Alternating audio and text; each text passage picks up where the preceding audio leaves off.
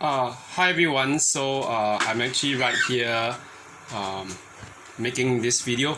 So today I wanted to talk a little bit more about that last straw, or we say the nail in the coffin, that made me realize that it was in the process of my deconstruction, um, away from actually reform or even evangelical Christianity, that made me decide that I wanted nothing to do with that. Okay, because it was a lot of hypocrisy, a lot of irony, a lot of illogicality. Okay, and I'm very proudly, I will just say very proudly, I am a recovering former evangelical. I'm going to become Eastern Orthodox once I get to my stage of studies and as a clinical psychologist, to study more, to get to catechize and join the Eastern Orthodox Church.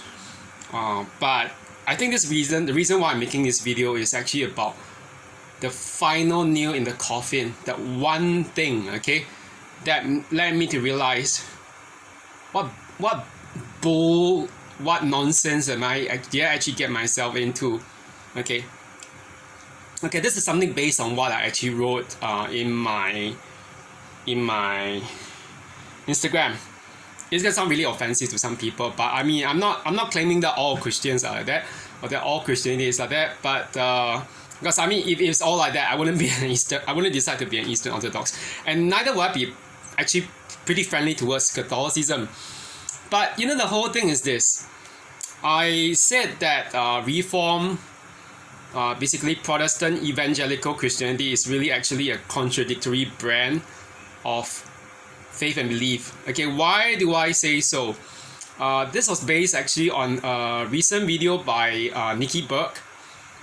Christy Burke, not Nikki Burke, Christy Burke, who was talking about John MacArthur. Okay, John MacArthur, basically MacArthur, he's a very well-known Calvinist, so-called Bible-believing fundamentalist preacher from some Grace Community Church in California, who has his own ministries, Grace to You Ministries, and he has obviously supposedly 8,000 people in his ministries. That video itself has had a few contradictions, if you were to ask me, some red herrings and some circular arguments, which basically prove to me that basically his so-called attack of deconstruction as a way of actually bring people away from Christianity, okay, is really just a straw man. Okay, it was a straw man.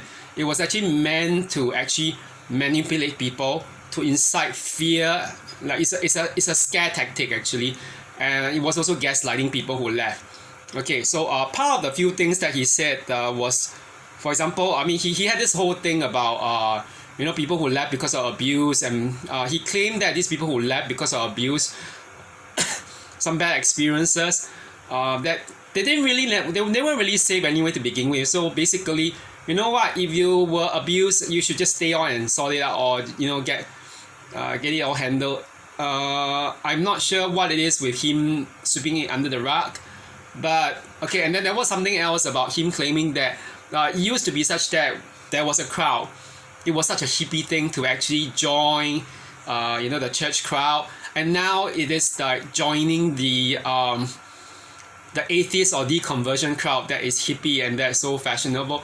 But what about him preaching in front of a crowd in church? It was over like thousands. You get the irony of it all? And then there was this gaslighting technique that he was using, claiming that people who left probably were never Christians to begin with. They're all fake Christians. So we should all isolate ourselves from them, and he's basically just being a hate preacher as usual. This is one thing that a lot of these fundamentalist preachers do. Okay, but the one thing I wanted to deal with today was not just the way people like him totally misunderstand deconstruction, because deconstruction is not necessarily bad. The whole thing about deconstruction is we need to know why we're believing in something.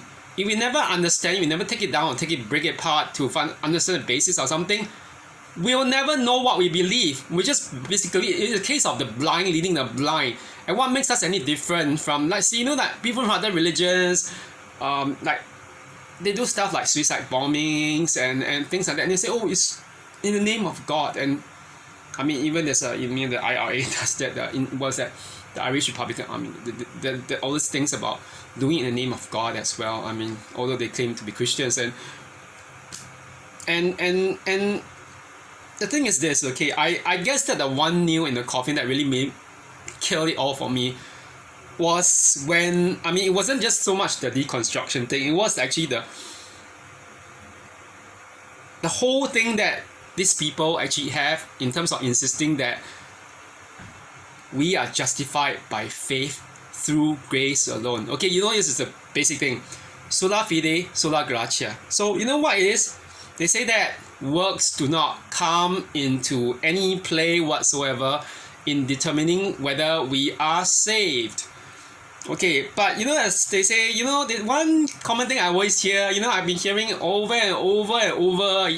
They say that, you can be a very wicked man, but if you are in the last throes of your life and you finally repent and you have believed, you go to heaven. I'm not there to question anything about that, but the basis of this is that basically works don't come into any play whatsoever. So if works don't come into play, they say, okay, they say this: we do good works not in order to be saved, but because we are saved. And then the whole thing is this: doesn't it basically militate against the whole idea of reward and punishment that is really inherent in Christianity or other beliefs, basically in monotheistic religion? The whole idea that, or not just in monotheistic religion, even with the other religions like Buddhism, Taoism, whatever, Hinduism, the whole idea of doing good works, I mean, it's still the same. The whole thing that you go to heaven as a reward, you go to hell as a punishment. Okay, and I mean, for these religions, obviously the whole basis is linked to works. Okay, Evangelical Reformed Christianity tries so hard to downplay the role of works. Okay, saying that basically it's not important at all. Okay, and the funny thing is this: doesn't it militate against the idea of doing good works? Because to begin with, the reward punishment logic of the system is basically linked to works. The fact is that, for example, we say that, okay, if we go to heaven, God will actually reward us for all the good things that we have done for His kingdom. He does recognize that, okay? And the point is, if they are so against works, why then is that a measure of reward? and the funniest thing was not just that. The funniest thing was this. When they claim, okay, these preachers are all hardcore 5-point Calvinists. Okay, we're going back to the whole idea of Calvinism. What's Calvinism? Calvinism is the idea that God has already before all time predestined some people to heaven, basically salvation, and then He has predestined some other people to damnation, to hell. This is all regardless of our actions. Irrespective of our actions. This is simply God's arbitrary decision, according to them. Okay? So, in this case, works are useless. It doesn't matter. You can be the most wicked man, but because you have been predestined, you will go to heaven. Eventually you'll be saved. And then you can be doing the most good deeds, but because you are not predestined, you will go to hell. Okay? But then, the one thing is this: if works are so irrelevant,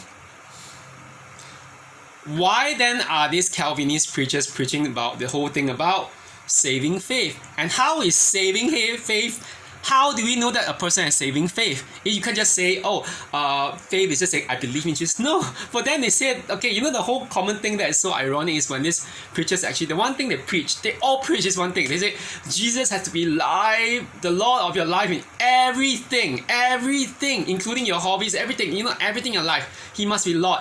This is what we call Lordship salvation in all these circles, among these Calvinists. And it's been very popular right now in Reformed Christianity, at least among those who are not, Pentecostal or Methodist or whatever. I mean, even nowadays, even Methodists, some of them are actually also, accepting this bullshit. But if you say that works are not important in whether God elects you or not, why then do you even need to talk about saving faith? Because saving faith, as they all claim, is actually attested to in, again, what? Works. Okay? So, the whole thing, the buzzwords, all these buzzwords, is a secular logic. You don't need works, but works show that you are saved. Can you get your priorities more accurate? and I was like laughing my head off, and I was telling my friends asked me, so what do you think? Are you a Christian? Are you like a Christian? I say evangelical Christian.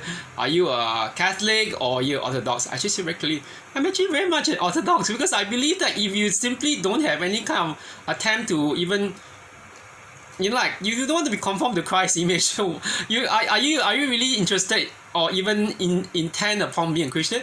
You're just simply living through life like that. I mean, I'm not there to say whether someone is going to go to heaven or hell. It's not my job, because God is the one who decides. And if God wants things that I'm not even obeying, whatever, that's another matter. But that's nothing to do with the whole hatred of works and calling men's works. And the whole thing, that was the real final nail. Because the whole thing with this disregard of works, why is there such a whole disregard of works? It's because in most cases they try so hard to stress the idea of original sin.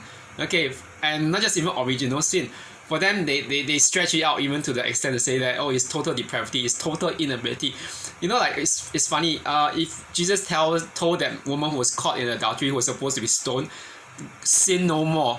And then if you go and tell the person, we are Calvinists, we have no ability to sin no more. So what do we do? Huh? What? Just wait. Okay. It's really ridiculous, and the more I think about it, I just feel that it's really dumb. Yeah, it's really dumb. Okay, these people, I don't even think they know what they're preaching. They just always, this American preachers in the American blogosphere, always trying to slap their own mouths with every sermon they give. Okay, they're telling us indirectly that they are gaslighting people who have left, those so-called ex-evangelicals, people like me, and what else? And people who have been abused, okay, who have been burned in the church, and like me as well, and people who have witnessed all these abuses of power, strength, or not strength, but their doctrinal authority and everything. It's like, we don't need that, okay? We don't need that, okay? And the worst thing was actually this whole irony about them. I always hate to say it, but is when you have this thing, I'm not saying that there isn't original sin. It's not the way that we understand, at least not the way that Orthodoxy understands it. It's very different from the Western way. But they used to call it actually ancestral sin. And it's funny, you're making someone guilty for the original sin, the sin of someone else, and they think of it as a kind of like a transmission. It's like, and when it's that most of these preachers, these Reformed preachers, claim, like Voddie Baucham claims that children are little vipers in a diaper. It's not funny actually, because the whole thing with this kind of rhetoric is that it gives rise to a very abusive tendency in most fundamentalist circles. Okay, we have this novel by Stephen King, Carrie, about this girl who develops telekinetic powers. She was actually conceived as a result of some some relational assault, some sexual assault of her mother, and her mother tried to kill her even while she was a baby. I mean, in the movie version, it was actually Chloe Grace Moretz. Yeah, it was enacted by Chloe Grace Moretz as the young Carrie, the teenage Carrie, and then Julianne Moore as the mother, the religious fundamentalist mother. The mother tries to kill her daughter many times, first in her infanthood, and then when she grows up later on, she tries to control everything. You know what's the whole thing with this fundamentalism? When you go on like stressing the whole thing about original sin, they say that actually children are repositories or vessels of evil. Okay. Yeah, they say that, and there's a difference between saying that someone is prone to doing evil as opposed to saying that someone contains evil in themselves. It's like saying that they are like demons. And that was what Carrie's mother did. She tried to kill her countless times. Even before Carrie, sent all those, in the movie, she sent all the knives, the kitchen knives, and all the utensils piercing into her mother's body, which led to her mother dying. And obviously the abuse stopped once and for all. But I mean, this is ridiculous. It's like a whole thing about fundamentalism when they take all these things out of context and basically use it for their weapons. Basically, not only are you never good enough, you are the devil to them. They will abuse you, okay? They will abuse even children, okay? I've seen this before. There was a case of this extremist. I think it's one of my classmates back in high school or pre-university. She actually said during general paper class, which was like English class, that when a baby cries after birth, where it's being conceived, she said that it's conceived in sin. And because it's conceived in sin, she said that the baby's crying is actually a sign that it's clamoring for attention, and that this clamoring for attention when it cries points back to original sin that is conceived in. You see, it's all about circular logic. It happens right in the case of the whole rewards punishment thing, okay? With regards to works and grace, and then now it's also repeating itself with the original sin thing.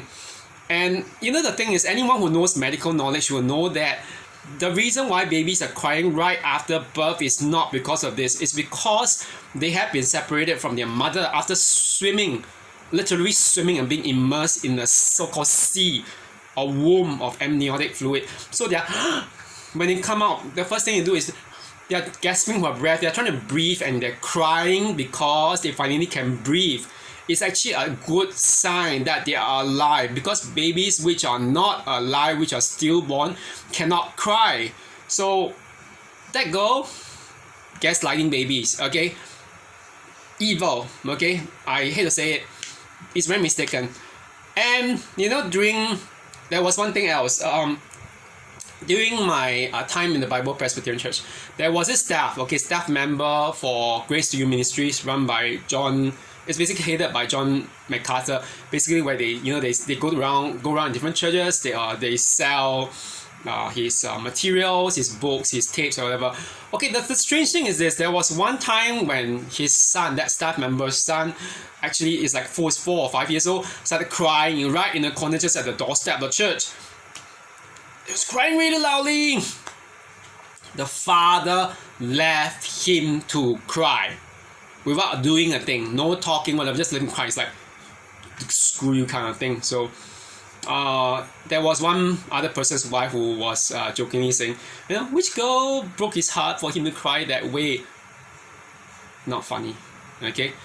The week after that, on Sunday, I asked that person, the father, why do you mind if I ask why do you leave why is your son so emotional? Was he crying over? But guess what? The one thing that he was telling me was just simply this: my son is very rebellious at 4 or 5 years old. He just wants attention. Just leave him to cry. I just can't take it. Or something like that. It's like, again, goes back to the whole thing about original sin and total depravity, that even with children, you demonize them as nothing more than vessels of evil. Okay? Vessels of evil, containers for demons and everything. I don't really know what to say, because it has totally shocked me to my core. My mom and dad, they did used a cane on me when I was younger. This is a very Chinese thing actually in my family, but or even Asian thing. Some Asian families love to do that. And I mean, I know of like Christian kids. I mean, when I was tutoring them, who told me that, oh, my mom actually used a hanger for the clothes once. It's a Korean mother. He said, oh, my mom used it on my brother until it broke. Oops, that was really, really rough. I was like thinking, the whole thing is this.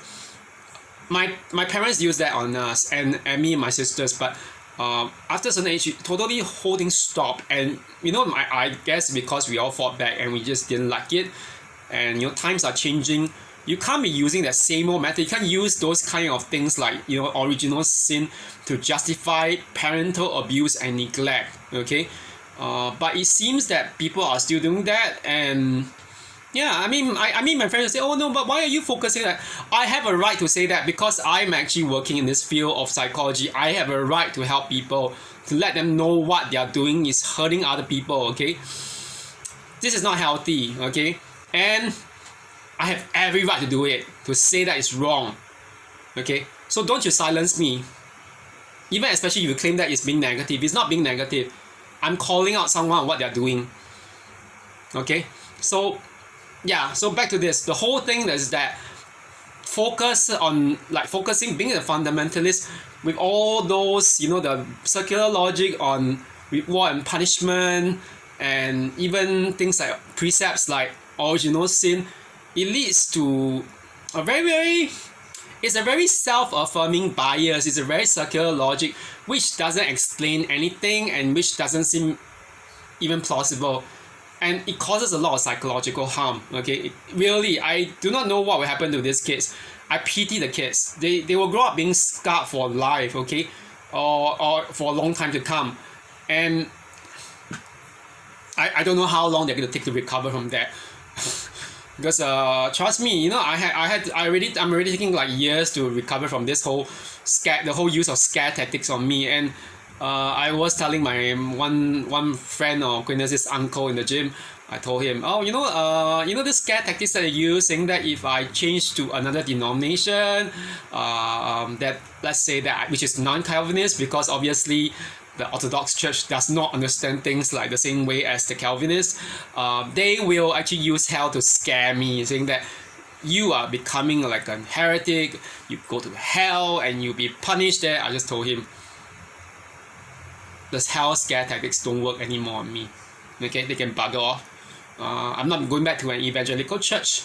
Even if I have friends who are still in other churches like Presbyterian churches or whatever, but I just told them, thank you very much. I know what Presbyterians teach. I don't have anything against them, but you know what?